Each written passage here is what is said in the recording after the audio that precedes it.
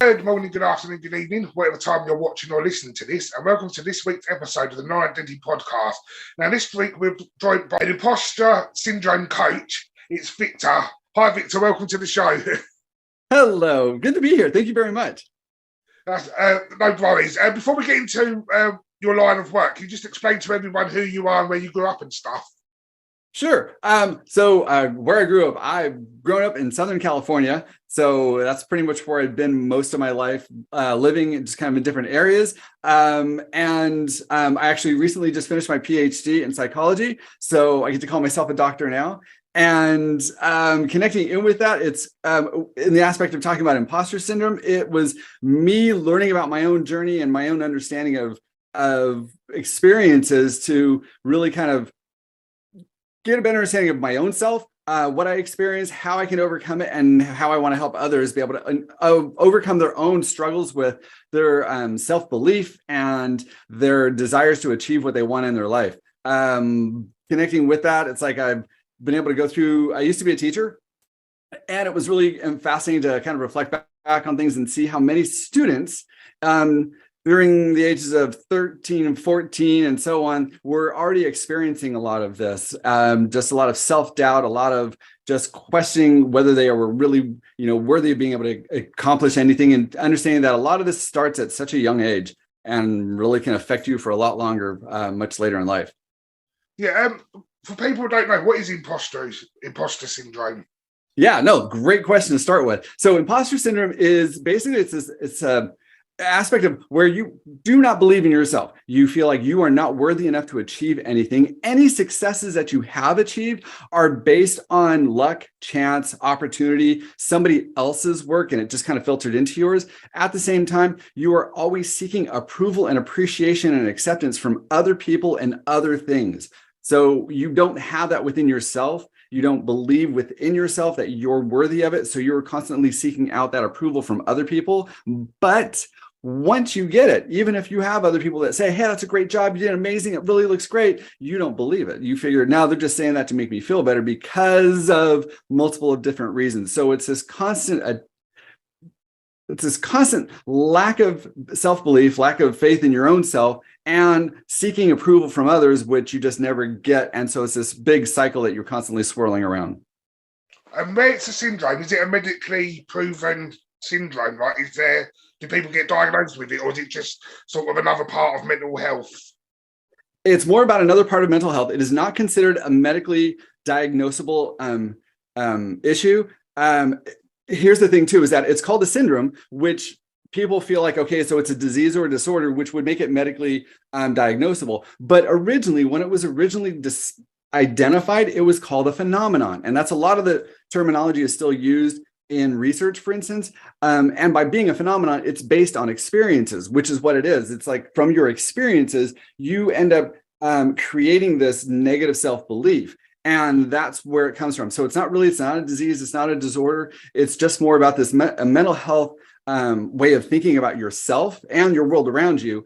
And that's a really good thing about it, though, is that you can actually develop skills and steps to help yourself overcome it, to build up your own supportive self-belief.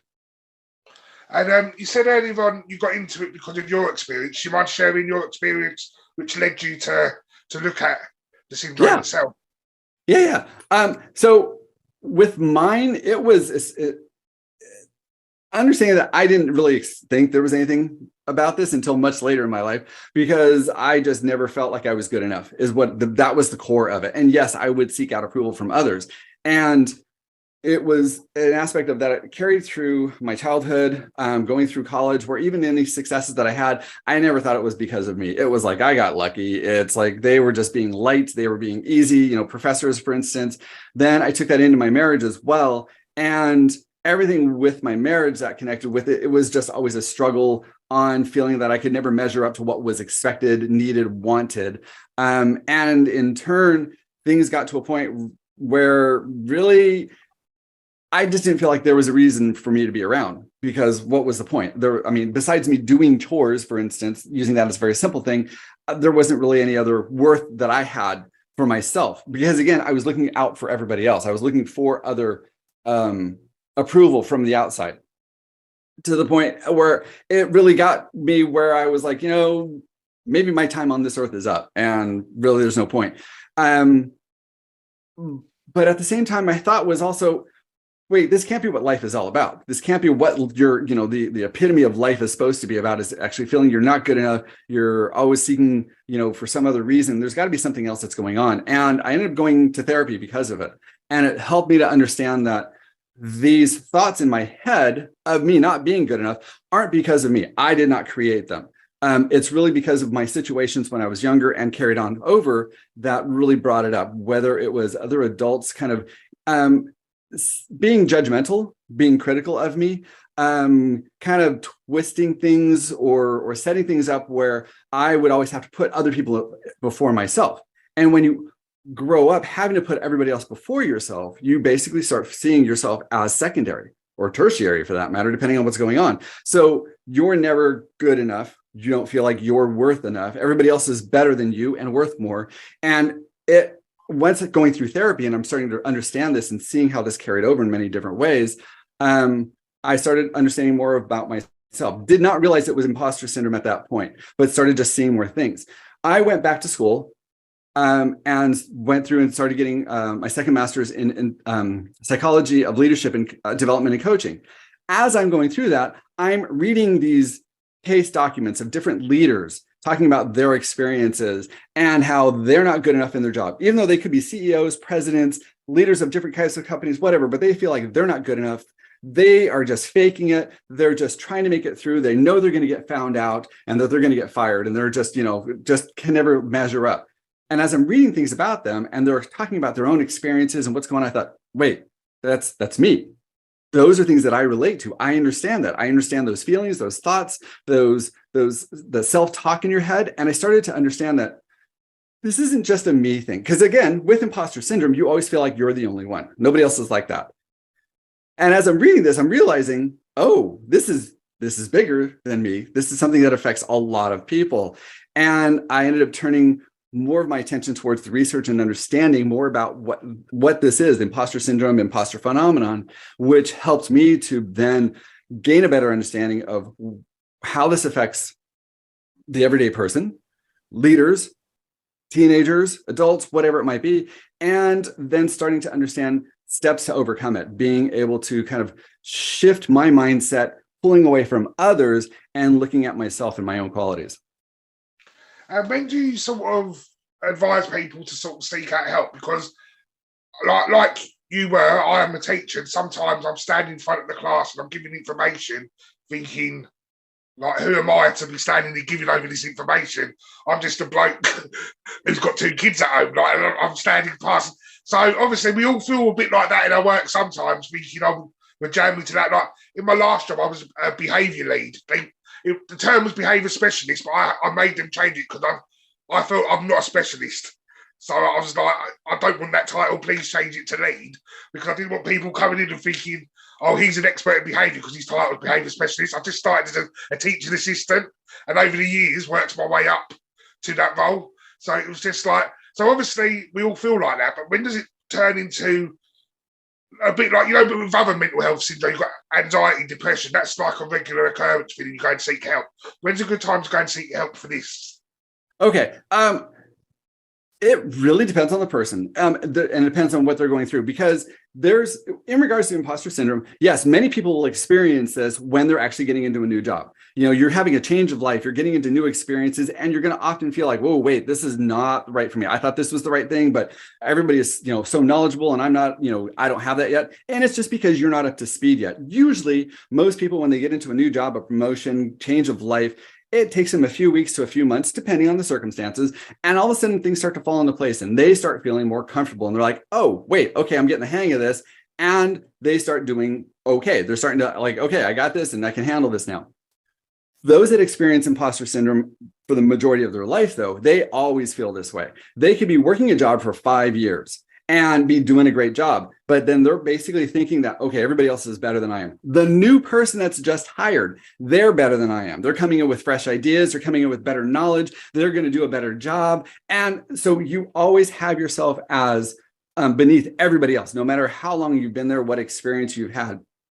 So when you're experiencing this for this long of a period of time, yes, that's when your anxiety can start kicking up, because you start becoming more worried and overthinking what you're doing. With that, you may end up having perfectionist tendencies as well, because it has to be perfect. Otherwise, you're not good enough. Or those anxiety issues may end up getting you to a point where you have paralysis and you can't get the job done because you're afraid if you make a mistake, that's going to be a sign of failure, which means, see, you're not good enough. And when you're feeling this, if you're feeling this for a very long term, it slowly wears you down and breaks you down, where you just constantly feel like, I'm not good enough. I'm never going to be good enough. I'm not good enough at my job. I'm not good enough at my relationship. I'm not good enough as a parent. And you basically see that you aren't there, which then will lead into depression. And you just kind of just want to give up. So in all honesty, when to seek out mental health? At any point. Really, because it depends on where you're at. Don't wait until you hit depression, because that's a point where, yes, you can still overcome it. Don't get me wrong. But you've now, when you could have taken care of it earlier and you decided not to, then you waited to that point. It's going to be really difficult. It's going to take time. Can you still do it then? Yes, please do. Never, ever feel like there is no time to do so. So it just depends on where you're at. And when you feel like, okay, you know what, I need to seek out help, do so, because it's so important. Problem with this too, though, part of my study for my PhD was on imposter phenomenon and help seeking. And when you are experiencing imposter phenomenon or imposter syndrome, you will see others as experts. You'll feel like, you know what, help would be really good. Help would be great for everybody else. Help, yeah, they're really good experts too. And the psychologists, the therapists, the coaches, they're good. I know that they can do it. I don't know if they can do it for me. I probably wouldn't be the right person. At the same time, there's also that self-stigma that you're like, yeah, but I'm afraid that if I go see them, they're going to say, yeah, no, there's no problem with you. You really just aren't that good. Or the other part of it too, because of the stigma with mental health, people will go, okay, but if I go see a coach, a therapist, somebody else like that, then people are going to know there's a problem with me. And then how are they going to see me then? So then, see, they're going to look at me and go, yeah, see, there is a problem. We always knew it. So there's this constant internal battle of wanting to seek help. You know it's going to be good. You know it can be of help. But at the same time, you feel like you're either not worthy of it, or how will you be perceived because of it? So that stigma then creates your own paralysis, your own barriers, and it stops you from going out and actually achieving that help, which then adds more to your anxiety, which then will lead into the depression. So it's really a vicious cycle. To help with it, though, you just have to know that. And as you were talking about, like how you didn't want to be called a specialist because you're not a specialist, and what am I doing? I'm just a bloke up here in front of the kids. This is where it gets to the point of you actually having to step away from others' expectations and looking at your qualities for yourself, and understanding that regardless of who else is doing the job or who else could do the job, what are your qualities? What are you bringing to that class, for instance? And you're there for a reason. You're there actually helping them out, and looking to, again, not so much of what other people are saying, but just look at what you're able to do for them and your own qualities, your character, your skills, your knowledge, and how that's a benefit to you and to others as well.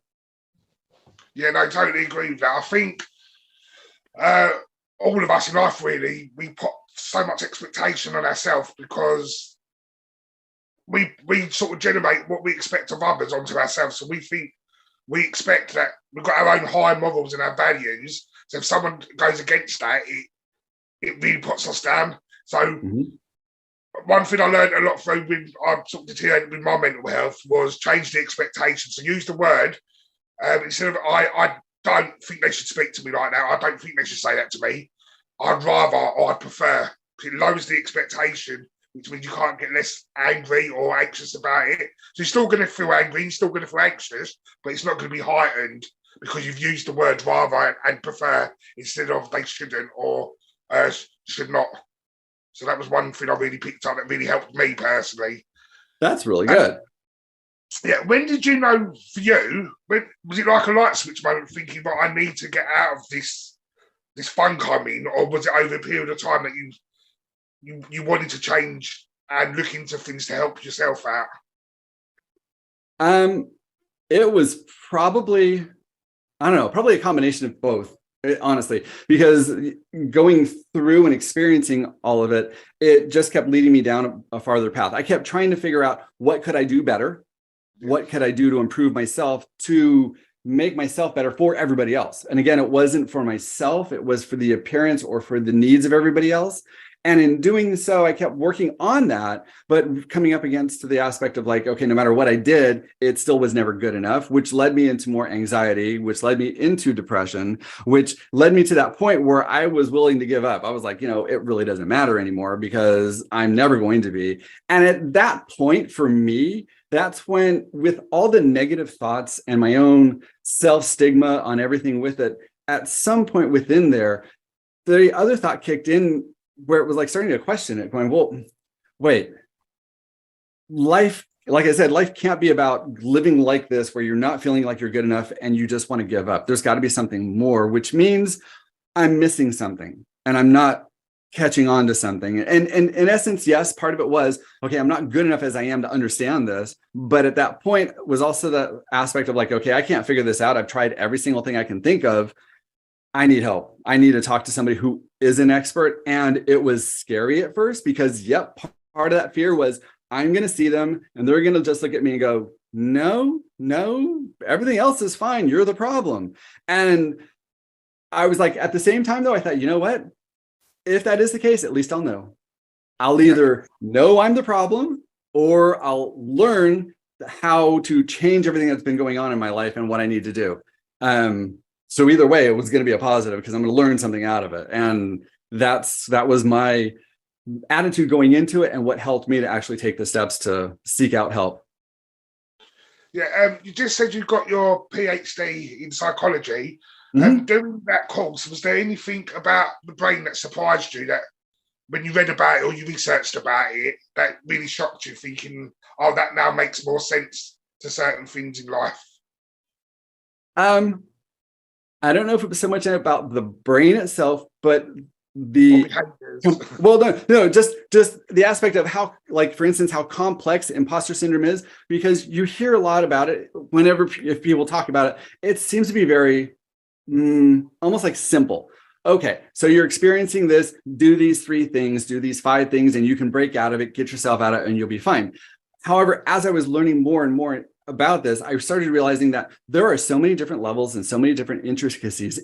People will say, well, it's just about self-doubt. Like, no, that's a portion of it, but that's not it.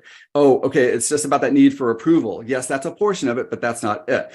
And it's all these different intricacies that intertwine each other. And it's super complex that people again also will say, oh, well, once you overcome it, you'll be fine. You'll never have to worry about it again. I'm like, no, that's not the case either, because you'll get back into situations that are similar to what you experienced that brought these negative thoughts up. And you're going to have to realize, oh my gosh, I'm in that situation again. How do I work myself through it? What do I have to do? Because of the complexities of everything you've gone through, you have to learn to break it back down again, take those steps. And it's just, the reason why it sticks around so much for people and why it can be so debilitating is because it's not just a simple little step to like get it over. You have a lot of different angles that you can work on looking at your own qualities, understanding your own successes, starting to build up your own worth and values that all intertwine to really help you to appreciate yourself. And it was just mind-blowing on that part of just realizing that, oh, there's a lot to this. This isn't just here 3 steps and you're done. It's like it hits you from so many different angles. Yeah, so you help support others now by coaching. What is a coach for this area? Okay, so like a mental behavioral type coach is somebody who will work with others, let's say using even imposter syndrome for that matter, and understanding what your experiences are. What are you going through in your life? What are your thoughts and emotions that connect with it? And then helping that person to understand, okay, what are your goals? Like, what is it you want to do? And not just, of course, I want to like get over imposter syndrome, but sometimes it's a matter of, I want to build up my self-confidence, my self-belief. I want to be able to appreciate myself. Using those then as goals and developing steps to achieve that. And that's what a coach does. Yes, we sometimes will look similar to a therapist, will connect in with something that's in their past. It might be helpful. Okay, so this has been continuing on since you were a kid because you had, a lot of criticism as a child. Okay, So that helps to frame it and give us an understanding of where it kind of originates from. But unlike a therapist who's going to delve into the past, a coach, or what I would do, is understand that's the beginning of it. And now I'm going to start from this point forward, using that information to help them build steps, a plan, and movement forward to, break this down, build up their own self-esteem, and be able to achieve what they want. And how do you self-care? Because say like you've got a day where you've got 6 or 7 clients, but you woke up and then negative thoughts have come back into your head.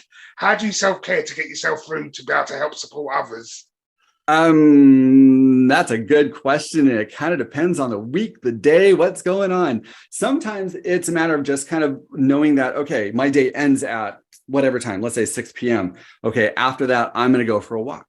I'm going to just give myself a good chance to go for a walk in the evening, the night air, just let some of this stuff go, listen to music. I might go down to the beach for the next day. It's like, the next morning, maybe I'll do that as well. Or it could be that I'm just going to take some time and sit and watch a movie and do nothing else.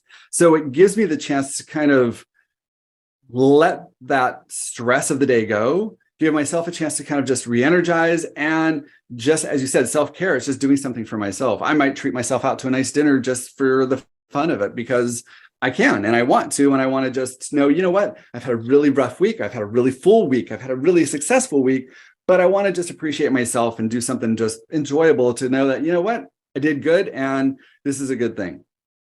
And do you coach face-to-face or online or a mixture of both? How did your sessions work with a client? So if someone wanted to get in touch with you, how would they go about it? What's the process? So to get in touch with me, they can go through my website and send me an email there at victormoss.com. And from there, it depends on location, the client's needs, and I can easily meet up with them, which I've done. And I've also can do things over Zoom, which I've done as well. So it's whatever would work best for them. And it's, in some cases, there's been a few things where we've done text as well, just because of the circumstances. But it's a matter of getting that information across and helping them as best I can and doing what's needed for them. So I'm always open to it on both ends of it, just because I understand the logistics of things, but knowing that this is something that impacts people all over the world, if I can help, I will definitely be there to help, support, give guidance. That's my thing. And we'll make sure to put a link in the description below so people can get to you a lot quicker. Cool. But, we're nearly up for time, but I want to ask you one last question, and this is a question I ask all our guests. Your answer will not change your life's journey so far, but if you had 30 seconds with your 13-year-old self, what would you say? Ooh, good. If I had 30 seconds with my 13-year-old self, I would tell them, start looking at yourself and believing in your own qualities, and know that life is going to be difficult and it's going to be a challenge, but you're going to learn and grow from those opportunities to be able to develop what you want and build a life that you really care about. And just know that it's where things are not going to be in your control. There are going to be many things that are, and use that creativity, find a way, and just don't give up. Well, brilliant answer, Phil. Dr. Victor, thank you so much for your time. It's been a real pleasure speaking with you, and I've learned quite a lot.